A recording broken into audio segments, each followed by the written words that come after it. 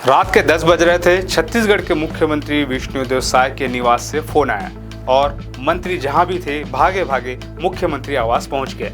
ये कोई सामान्य बैठक नहीं थी। रात 10 बजे शुरू हुई और रात 1:40 तक चली। करीब 5 घंटे की मैराथन बैठक और इसके बाद पूरे छत्तीसगढ़ की राजनीति में एक ही सवाल गूंज रहा था, क्या कैबिनेट बदलने वाली है? नमस्कार, मैं हूं चंद्रशेखर और आप देख रहे हैं नवप्रदेश टीवी। आज की इस खबर में हम आपको बताएंगे कि आखिर उस रात क्या हुआ, क्यों बुलाई गई ये आपातकालीन बैठक और क्या सच में छत्तीसगढ़ सरकार में बड़ा बदलाव होने वाला है। खबर पूरी जाननी हो तो वीडियो को पूरा जरूर देखिए, क्योंकि असली बात अभी आनी है। पहले समझते हैं कि उस रात हुआ क्या। मुख्यमंत्री विष्णुदेव साय ने अचानक सभी मंत्रियों को तलब किया। कोई पहले से नोटिस नहीं था, कोई एजेंडा पहले से शेयर नहीं हुआ, बस एक निर्देश आया, सभी को अनिवार्य रूप से आना है और मंत्री आए भी। शिक्षा मंत्री गजेंद्र यादव आए, कृषि मंत्री रामचंद्र नेताम पहुंचे, महिला बाल विकास मंत्री लक्ष्मी रजवाड़े भी वहीं थी, वन मंत्री केदार कश्यप भी मौजूद थे, मंत्री दयालदास बघेल भी पहुंचे और सिर्फ मंत्री नहीं, बीजेपी संगठन के शीर्ष नेता भी वहां थे। क्षेत्रीय महासचिव संगठन अजय जामवाल, संगठन मंत्री पवन साय और गुरु खुशवंत साहिब भी मुख्यमंत्री आवास पहुंचे। अब यहाँ एक बात गौर करने वाली है, जब सिर्फ सरकारी काम की समीक्षा होती है तो पार्टी संगठन के नेताओं को क्यों बुलाया जाता है? यही सवाल हर कोई पूछ रहा है। जब भी बीजेपी में कोई बड़ा फैसला होता है तो संगठन और सरकार साथ में बैठते हैं, तो क्या इस बार भी कुछ बड़ा तय होने वाला था? अब बात करते हैं बैठक के अंदर की। एनडीटीवी ने सूत्रों के हवाले से बताया है कि बैठक में सरकार के कामकाज की समीक्षा हुई। छत्तीसगढ़ सरकार अपने कार्यकाल का करीब 2.5 साल पूरा करने वाली है, तो मंत्रियों से पूछा गया कि अब तक आपके विभाग में क्या क्या काम हुआ, कौन से काम पूरे हुए, कौन से अटके पड़े हैं। इसके साथ ही बचे हुए कार्यकाल की प्लानिंग पर भी चर्चा हुई और प्रधानमंत्री नरेंद्र मोदी के 12 साल के कार्यकाल पूरे होने पर जो कार्यक्रम होने वाले हैं उनकी समीक्षा भी इस बैठक में हुई। अब सुनिए सबसे दिलचस्प बात। पिछले कई दिनों से रायपुर के राजनीतिक गलियारों में एक चर्चा चल रही थी, छत्तीसगढ़ कैबिनेट में फेरबदल होने वाला है। कुछ मंत्रियों के विभाग बदले जाएंगे और कुछ नए चेहरे कैबिनेट में आ सकते हैं। यह अटकलें पहले से थी और जैसे ही रात की इस बैठक की खबर आई, ये अटकलें और तेज हो गई। लोग कह रहे थे कि देखो, अचानक रात को बैठक बुलाई गई है, जरूर कुछ बड़ा होने वाला है। मुझे तो यह बात बहुत अजीब लगी जब संगठन के नेता और सरकार के मंत्री एक साथ रात को बैठते हैं और बैठक 5 घंटे चलती है, तो सिर्फ पीएम के कार्यक्रमों की समीक्षा के लिए रात के 2 बज जाएं। आपको क्या लगता है? नीचे कमेंट में जरूर बताइए। अब बात करते हैं उप मुख्यमंत्री विजय शर्मा की। बैठक खत्म होने के बाद जब मीडिया ने उनसे पूछा तो उन्होंने साफ कहा, बैठक में कैबिनेट फेरबदल को लेकर कोई चर्चा नहीं हुई। उन्होंने कहा, मुझे नहीं पता मीडिया में ऐसी बातें क्यों हो रही है, सब कुछ ठीक है।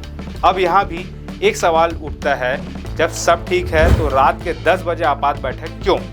और अगर ये सिर्फ एक रूटीन बैठक थी तो पहले से क्यों नहीं बताया गया? अब थोड़ा बड़े सवाल पर आते हैं, क्या बीजेपी आला कमान छत्तीसगढ़ सरकार के कामकाज से खुश नहीं है? देखिए, ये सवाल ऐसे ही नहीं उठ रहा।